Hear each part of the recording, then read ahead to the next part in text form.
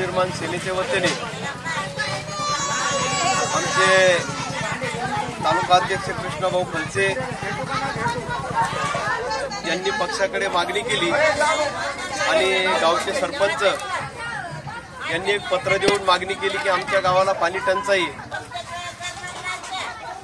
आणि पक्षाने लक्षात घेऊन राजसाहेबांनी आदेश देऊन लगेच या ठिकाणी जलदूत मनोजभाई चव्हाण यांच्याशी संपर्क केला आणि त्यांनी आमच्याशी संपर्क करून एक 3 दिवसापूर्वी नांदखेडा गावी पक्षाने मोफत पाणी वाटप सुरू केले आणि त्याच धर्तीवर आज हळूहळू जालना जिल्ह्यात पाणी टंचाईला सुरुवात झाली आणि महाराष्ट्र नवनिर्माण सेनेच्या माध्यमातून आज डुकरी पिपरी इथे मोफत पाण्याचा टँकर मनसे पक्षाच्या वतीने सुरू केला।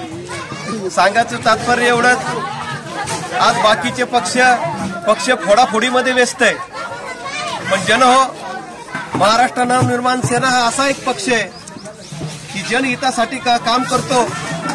प्रश्न जिथं जनतेचा आहे, मार्ग तिथं मनसेचा, त्याप्रमाणे मनसे या ठिकाणी या जनतेचा प्रश्न सोडवण्यासाठी अहोरात्र प्रयत्न करीत आहे।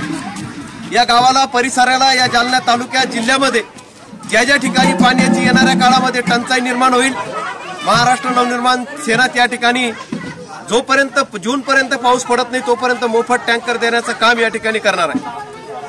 म्हणून अशी धोरण आज राजसाहेबांनी या ठिकाणी राबवलेलं आहे। राजसाहेबांनी अनेक वर्षापासून सांगतात की मराठवाड्याचं वाळवंटीकरण होणार आहे, जर पाण्याचं व्यवस्थित नियोजन केलं नाही तर हे वाळवंटीकरण झाल्याशिवाय राहणार नाही, हा इस्रोचा रिपोर्ट या ठिकाणी।